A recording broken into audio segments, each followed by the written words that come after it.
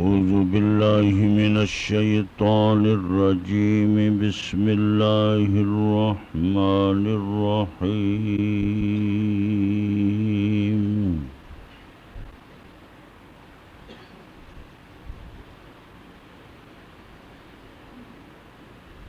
وضرب الله مثلا قرية كانت آمنة مطمئنة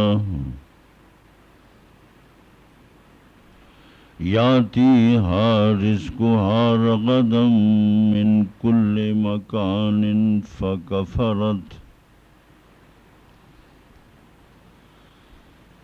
فكفرت بأنعم الله فأذاقها الله لباس الجوع والخوف بما كانوا يصنعون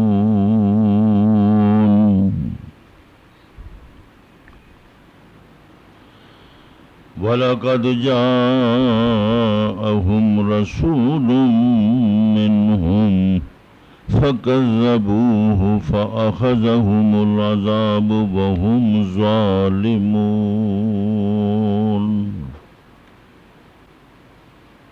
فَكُلُوا مِمَّا رَزَقَكُمُ اللَّهُ حَلَالًا طَيِّبًا وَاشْكُرُوا نِعْمَةَ اللَّهِ إِن كُنتُمْ إِيَّاهُ تَعْبُدُونَ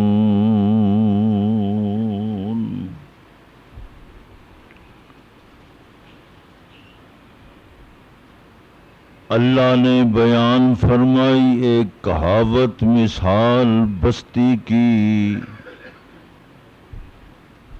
جو کہ امن و سکون والی تھی، آتا تھا ان کے پاس رزق وافر ہر جانب سے، انکار کیا اللہ کی نعمتوں کا، سو چھکایا اللہ نے ان کو بھوک کا، خوف کا لباس اس سبب سے جو وہ برے عمل کرتے تھے۔ اور آیا ان کے پاس ایک رسول جو انہی میں سے تھا، جھٹلایا انہوں نے نبی تے رسول کو، عذاب نے ان کو پکڑا اس حال میں کہ وہ شرک کر رہے تھے۔ کھاؤ پیو اس چیز میں سے جو تم کو اللہ نے پاکیزہ رزق دیا، شکر بجا لاؤ اللہ کی نعمت احسان کا اگر تم اس کی عبادت کرتے ہو۔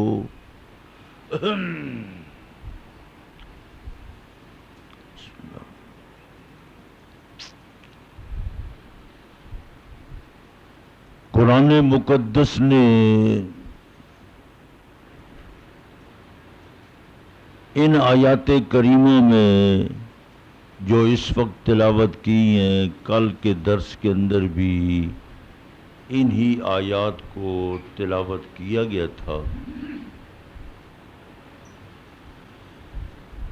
ایک بستی کی مثال، ایک شہر کی مثال دی کہ پرامن شہر، خوشحال لوگ، اس شہر کے اندر بستی میں رہنے والا ہر شخص بڑا چھوٹا اپنے اپنے درجے کے مطابق سب خوشحال تھے، پرامن تھے،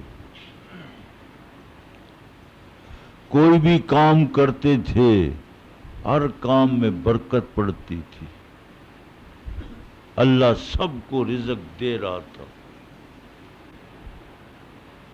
جیسے تبلیغی جماعت والے بزرگ کہتے ہیں نا، حرکت میں برکت ہے، تو مکہ مکرمہ میں اس زمانے کے اندر کوئی شخص بھی تھوڑی سی حرکت کرتا تھا، خدا اس میں برکت ڈال دیتا تھا۔ یہ حرکت میں برکت کا مطلب یہ ہے، آپ نے کئی بار سنا ہوگا، حرکت کرو اللہ برکت ڈال دے گا۔ لیکن کبھی ایسا ہوتا ہے کہ لوگ حرکت کرتے ہیں، برکت نہیں، صبح سے لے کر شام تک اپنی دکان پر بیٹھے ہیں، حرکت تو ہو گئی، گھر سے آ گئے، دکان کھولی، بیٹھ گئے، کوئی گاہک ہی نہیں ہے، کوئی نہیں آ رہا، کوئی چیز نہیں بکتی. کبھی یہ کیفیت بھی ہو جاتی ہے. قرآن عزیز ارشاد فرماتا کہ مکے والے اللہ کریم نے ان کو پرامن زندگی کے ساتھ ساتھ وافر رزق کے ساتھ ساتھ اللہ نے سکون ہی سکون دے دیا. اللہ پاک نے اپنا نبی اور رسول بھیجا. نبی اور رسول بھیجنے کے بعد انہوں نے نبی کی تکذیب کی، رسول کی تکذیب کی، پیغمبر کو نہ مانا. 13 سال تک اللہ کا پیغمبر خدا کی توحید، اللہ کی معرفت، خدا کی پہچان، اللہ اللہ ان کے سامنے کہتے رہے، بتلاتے رہے، لیکن وہ ٹس سے مس نہ ہوئے.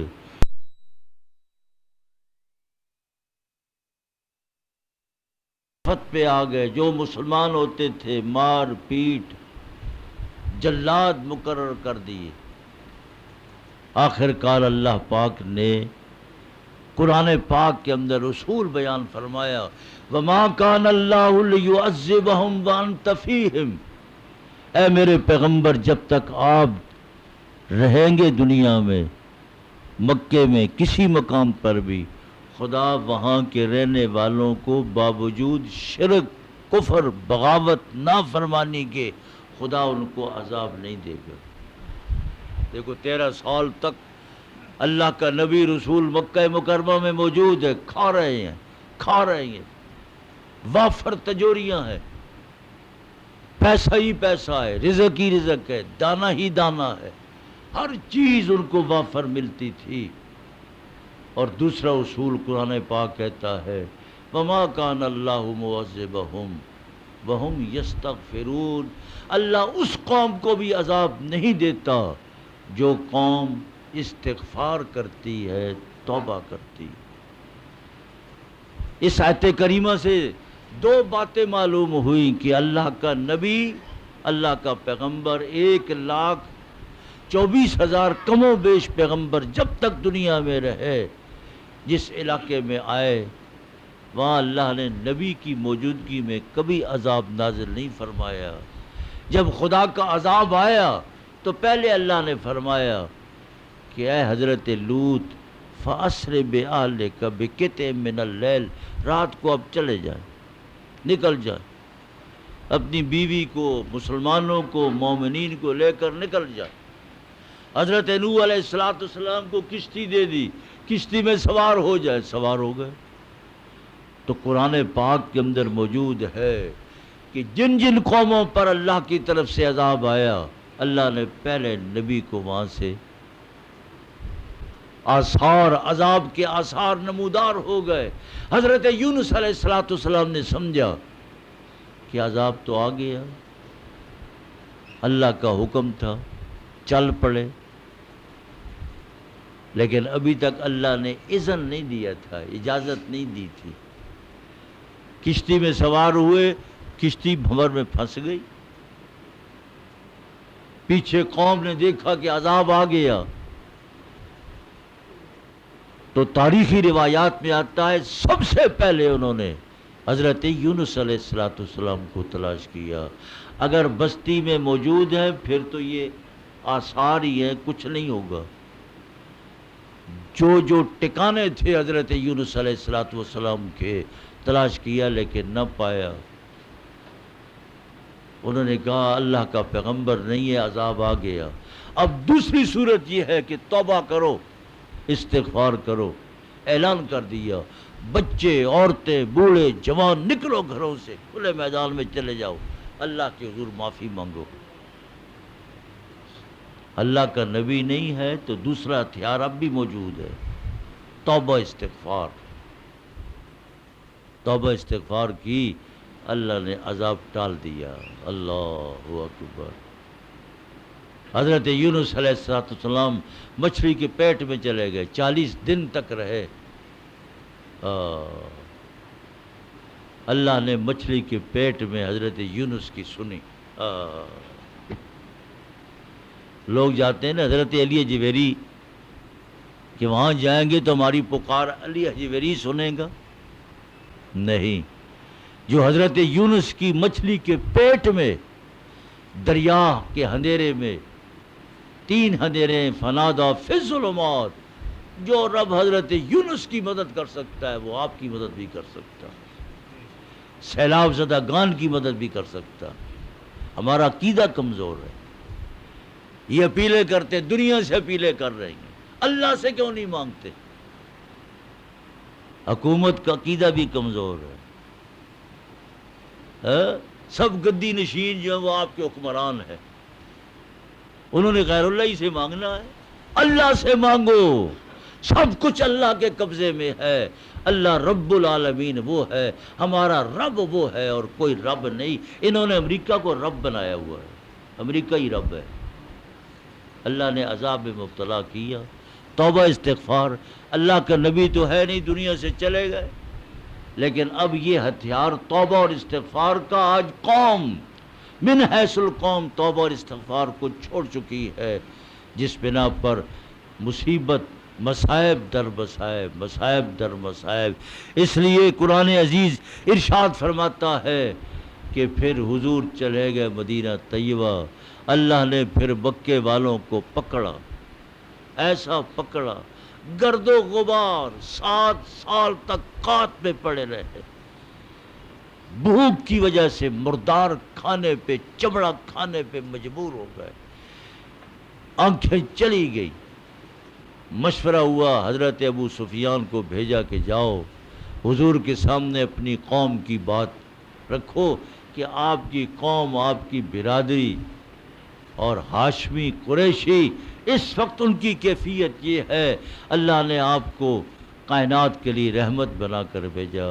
حضرت ابو سفیان سفیر بن کر اب مدینہ طیبہ گئے. جب پہنچے تو ابو سفیان کی بیٹی حضرت ام حبیبہ اللہ رضی اللہ تعالی عنہا حضور کی بیوی ہے، ہم سب کی ماں ہے، ام المومنین والمومنات.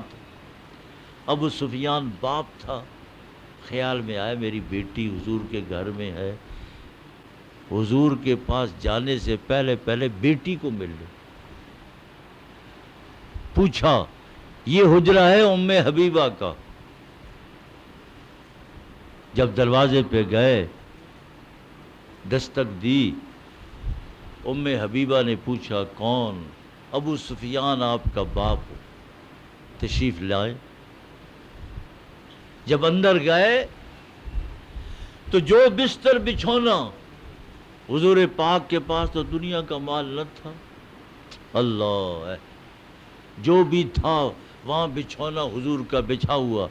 بیٹھنا چاہا تو حضرت سیدہ ام حبیبہ نے کہا ابا جان تھوڑی دیر ٹھہرے. جلدی سے وہ جو بستر کمبلی تھی اس کو لپیٹ کر ایک طرف کیا، فرمایا اجلس ہناک، یہاں تشریف رکھے، تفضل. وہ بھی آخر سفیر تھے، سیاست سب کچھ ان کے اندر موجود تھا. اس نے کہا بیٹی کیسے بیٹھوں؟ پہلے پیٹ لیا، کیا میں اس بستر کے قابل نہ تھا یا یہ بستر میرے قابل نہ تھا؟ پہلے یہ فیصلہ کرو. اللہ اللہ اللہ. بیٹی ام حبیبہ اپنے باپ سے کہتی ہے اے ابا جان تو باپ ہے میرا، تو سردار بھی ہے، تیرے پاس ریاست بھی ہے، سب کچھ ہے، لیکن یہ بستر اتنا اعلیٰ ہے، یہ حضور کا بستر ہے، یہ اتنا اعلیٰ بستر ہے، یہ آپ اس بستر پر بیٹھنے کے قابل نہیں ہے، آپ مشرک ہے. یہ تو نبی کا بچھونا ہے، یہاں تو قرآن اترتا ہے. اللہ، نبی رسول کا پاکیزہ جسم اس بستر پر ہوتا ہے. میری غیرت گوارا نہیں کرتی کہ پاکیزہ بستر پر کوئی مشرک اور کافر بیٹھے. اللہ، تازہ لگائے. ایک بیٹی اپنے باپ کو کھڑی کھڑی باتیں سنا رہی ہے، یہ نبی کی صداقت ہے. اللہ کے رسول کی صداقت ہے۔ اس لیے پھر حق بھی یہی ہے کہ جب بیٹی کی شادی ہو گئی، خاوند کے پاس چلی گئی، اب اس کے دل میں خاوند کی محبت باپ کی محبت سے زیادہ ہونی چاہیے۔ یہ مسئلہ ہے، قرآن اور حدیث کا مسئلہ ہے۔ جب بیٹی کی شادی کر دی، شادی کرنے کے بعد پھر ماں باپ کو نہ چاہیے کہ بیٹی کو ایسے کوئی کہاوتیں اس کے سامنے رکھیں کہ خاوند سے باغی کریں۔ یہ تو بغاوت ہے۔ خاوند سے باغی کرنا بیٹی کو، یہ پرلے درجے کی جہالت ہے۔ قرآن و سنت اس بات کا سبق نہیں دیتا۔ ابو سفیان نکلے، بیٹھے نہیں، نکلے، حضور کی خدمت میں حاضر ہوئے اور سارا واقعہ پیش کیا۔ فرمایا یہ حال ہے۔ حضور پاک صلی اللہ علیہ وسلم نے حضرت ثمامہ بن اسال جو نجد کے رئیس تھے، مسلمان ہو چکے تھے، روک دیا تھا کہ کوئی ایک دانہ بھی مکہ مکرمہ نہیں جائے گا۔ فوراً خط لکھا کہ جلدی سے قافلہ، غلے کا قافلہ کئی اونٹوں پر مشتمل ہو، مکہ مکرمہ بھیج دو۔ میں محمد الرسول اللہ اس بات کو برداشت نہیں کر سکتا کہ میرے ہوتے ہوئے کوئی شخص بھوک سے وہ تباہ و برباد ہو جائے۔ فرما نہیں۔ اللہ، حضرت ثمامہ بن اسال نے حضور کا حکم پڑھا، فوری طور پر کئی قافلے روانہ فرما دیے۔ اس لیے قرآن پاک کہتا ہے کہ اللہ کریم مکے والوں کو آمنتاً پر امن زندگی ہے اور مال میں فراخی ہے، اطمینان سکون ہے۔ رات کو گھر سے نکلیں، دن کو نکلیں، سفر کریں، اتنا احترام اکرام تھا، ہر طرف لوگ اچکے جاتے تھے، لوٹے جاتے تھے، پر مکہ مکرمہ میں کبھی غارت نہیں ہوتی تھی، لوٹ نہیں ہوتی تھی۔ ہر شخص کا مال اور متاع، عزت ناموس محفوظ چلی آ رہی تھی۔ ان کی بیت اللہ کی وجہ سے مکہ مکرمہ کے لوگوں کی عزت اور احترام تھا۔ فرمایا فکفرت بانعم اللہ، جب انہوں نے اللہ کی نعمتوں کا انکار کیا، خدا نے پکڑا، ایسا پکڑا لباس الجو۔ دیکھو لباس، لباس کو کہتے ہیں عربی زبان میں۔ دیکھو بھوک اوڑی نہیں جاتی، لیکن قرآن پاک نے تعبیر لباس الجوع والخوف، ان کی ناشکری، کفران نعمت اور شرک و کفر کی وجہ سے اللہ پاک نے ان پر بھوک لازم ملزوم کر دی۔ جیسے لباس پہننے والا، لباس سے سب کچھ لپٹا جاتا ہے، بھوک اور خوف کی وجہ سے وہ لپٹ گئے۔ اللہ، اب بھوکے بھی تھے، خوف زدہ بھی تھے، ڈر بھی تھا۔ بما کانوا یصنعون، آج شرک اور کفر ان پر مسلط ہو چکا تھا، کیونکہ اللہ نے ان کے پاس رسول بھیجا، رسول کی تکذیب کی۔ اب رسول کی تکذیب کی بنا پر خدا نے مکے والوں کو پکڑا، 7 سال تک خواب میں مبتلا رہے۔ اس لیے قرآن عزیز کہتا ہے کہ ہاں، جب اللہ پاک نے تمہیں پاکیزہ رزق دے دیا ہے تو پاکیزہ رزق کھاؤ، حلال طیب۔ حلال میں بڑی برکت ہے، طیب رزق ہو، پاکیزہ رزق ہو، اور پاکیزہ رزق کھانے کے بعد وشکرو، نعمت اللہ ہے، خدا کے احسان کا شکر بجا لاؤ۔ ان کنتم ایاہ تعبدون، اگر تم خدا کی پوجا کرتے ہو۔ اللہ پاک ہم سب کو رزق طیب عطا فرمائے، اہل پاکستان کو رزق طیب کے ساتھ ساتھ ہی اللہ شکر بجا لانے کی توفیق عطا فرمائے۔ خدا کا شکر بجا لائیں، وہی رب ہے، وہی رزاق ہے، وہی رزق دینے والا ہے۔ الحمدللہ رب العالمین والعاقبۃ للمتقین والصلاۃ والسلام علی رسولہ محمد وعلی آلہ واصحابہ اجمعین۔ یا الہ العالمین، روزہ دار نمازی تھوڑی دیر کے لیے فہم قرآن کے لیے، قرآن سیکھنے کے لیے تشریف فرما ہوئے، بیٹھنا، وقت دینا اپنی بارگاہ میں قبول و منظور فرما۔ اے اللہ قرآن کے نور علوم سے ہمارے باطن کو منور فرما، روشن فرما، ہمارے دل دماغ کو قرآنی علوم سے معطر فرما۔ اے اللہ صبر عطا فرما، اے اللہ شکر کی توفیق عطا فرما۔ ربنا تقبل منا انک انت السمیع العلیم وتب علینا انک انت التواب الرحیم، وصلی اللہ تعالی علی خیر خلقہ محمد وآلہ وصحبہ۔